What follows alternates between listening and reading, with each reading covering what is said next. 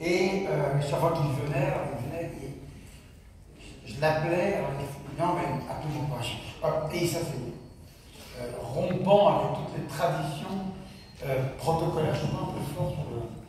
Et on est content, grâce à Fabrice Aragno, que je vais appeler dans quelques instants, et aux gens avec qui il a travaillé, il nous en parlera, grâce à Anthony Vaccarello, Gary Farkas, les gens qui sont ici, grâce à Saint-Laurent, qui a aidé, nous allons montrer le dernier travail de Jean-Luc Godard.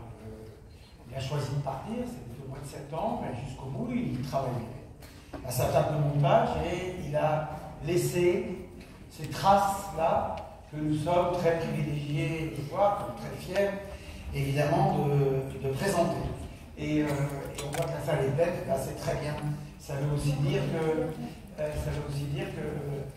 la deuxième vie, ou la millième vie de Jean-Luc Godard commence maintenant avec les films qui restent et l'existence, la vie que nous allons faire avec lui grâce à ses films, à ses textes, à plein de choses.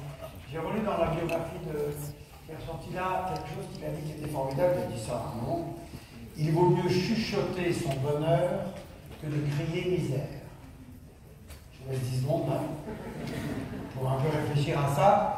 Mais voilà, et puis après, ou plutôt avant, histoire d'entrer en Godardie, nous verrons le film de Florence Platarek et de Frédéric Monod, qui est un documentaire sans parole, en tout cas sans commentaire, des images, des archives, des choses qu'on n'a jamais vues, qui pour certains d'entre nous, qui ont bien connu Jean-Luc Godard, ou pour d'autres qui l'ont connu grâce à ses films, ou qui se sont passionnés pour lui, vous allez voir, c'est tout à fait beau de le voir revivre comme ça. Donc, on fait ça, et après, ce film annonce du film qui n'existera jamais, Drôle de guerre, en 2021, quand on a décidé de faire calme quand même, l'année après l'annulation, c'était en juillet, Jean-Luc nous avait envoyé un très joli email, toujours très poétique et esthétique.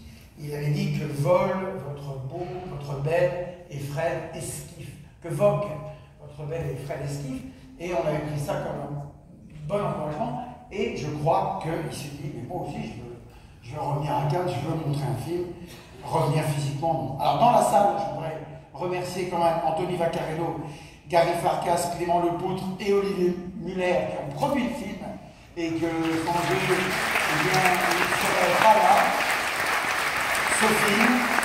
Et il y a ici le grand Costa Gavras, c'est ici. Le petit Videla Costa, avec Michel Gavras à côté.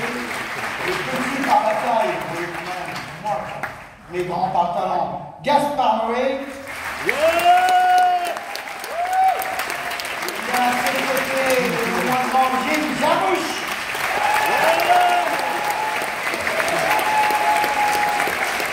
Et est-ce que je vois également Wang Michael Rosta, Pedro Costa, voilà, Pedro Costa, Lynn Capitaine, on avait présenté son film, Albert Serra, qui doit être par là également, François-Henri, Pino Grégoire, Salma, etc. C'est formidable que vous soyez tous là pour voir ce film. Alors, je vous demande d'accueillir, il a travaillé longuement avec Jean-Luc Godard, avec Jean-Paul Battagia et avec Nicole Prenez, autour de Jean-Luc, qui l'ont accompagné, ils ont fait plein de trucs formidables. C'est lui qui nous amène le film Fabrice Aragno, qui est le co-auteur et le producteur du film, et qui fait bientôt son premier montage, et Florence Platarek et Frédéric Monod, les réalisateurs de Godard par Godard.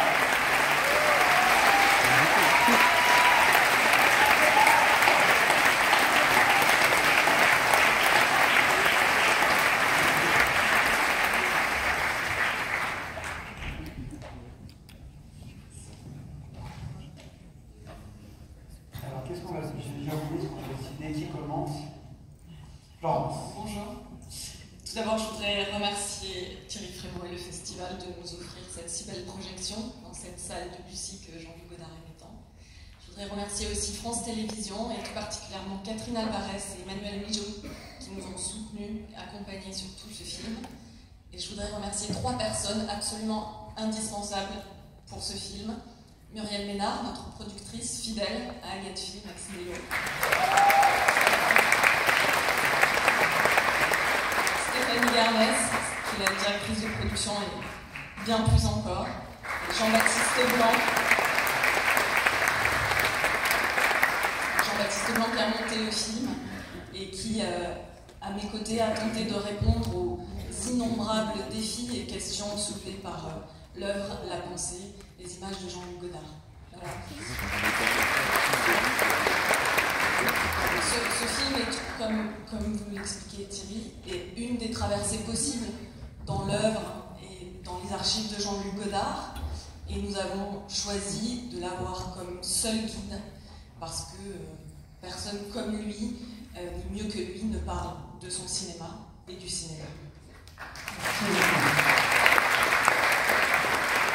Merci Florence, merci infiniment Thierry pour tout, mais aussi pour nous avoir mis dans cette salle de Bussy, qui est la préférée des cinéphiles, dit-on, et je crois que c'est vrai. C'était aussi la préférée de Jean-Luc Godard. C'était aussi la préférée d'un de ses meilleurs amis qui était assis à côté de vous, M. Barbu, qui est en train d'envoyer un texto. Il s'appelait Freddy Buache, c'était un grand homme de cinémathèque, il avait fondé la Cinémathèque de Lausanne. Merci beaucoup d'applaudir. Et puis, grâce à ce que nous a amené Fabrice, grâce à notre présence dans cette salle de Bussy, on a l'impression qu'au fond les choses ne changent pas. Voilà, c'est-à-dire que Jean-Luc Godard est parti, mais ces images sont toujours parmi nous. Et c'est un grand souvenir parce que c'était mon premier festival de Cannes, c'était le 12 mai 1997. Il était ici, sur cette scène, et il avait montré 2 épisodes des histoires du cinéma. La maîtrise de l'univers et le contrôle de l'absolu. Je crois que je me trompais dans les titres, mais en gros c'était ça. Et bien sûr, au lieu de nous expliquer ces films, il nous avait simplement dit « Merci d'être venus si nombreux un dimanche ». Donc je ne peux rien faire de moins que de vous dire ça. Merci d'être venus si nombreux un dimanche, voir encore des images de Jean-Luc Godard, et puis la certitude que effectivement rien ne change, parce que ça n'arrêtera jamais. Il y a des gens comme Florence, Muriel, Jean-Baptiste, moi, qui feront des documentaires. Il y a des gens comme Nicole Brenez, par exemple, qui continueront à sortir des livres sur Jean-Luc Godard. Et à montrer le mépris, même à des étudiants. Tout à fait. Et il y a surtout vous, le public et le jeune public, qui sera toujours bouleversé par la vision d'À bout de souffle et de Pierrot le Fou, par celle de Sauf qui peut la vie et de Passion, par celle d'Hélas pour moi et de Film Socialisme, et par les histoires du cinéma qui n'en finiront pas de se déplier devant nous. Donc Jean-Luc Godard n'est pas vraiment parti, il nous accompagnera pendant encore très longtemps, et il y avait une expression qu'il aimait bien, et ne t'inquiète pas Thierry, j'en ai fini. C'est quand je m'approche comme ça, c'est que, je me souviens qu'il m'avait dit un jour, ce qu'il faut essayer, c'est d'être de bons serviteurs du cinéma. Alors voilà, très modestement, en faisant ce petit documentaire avec l'aide de nos amis de France Télévisions, nous avons essayé d'être de bons serviteurs du meilleur serviteur du cinéma. Merci beaucoup.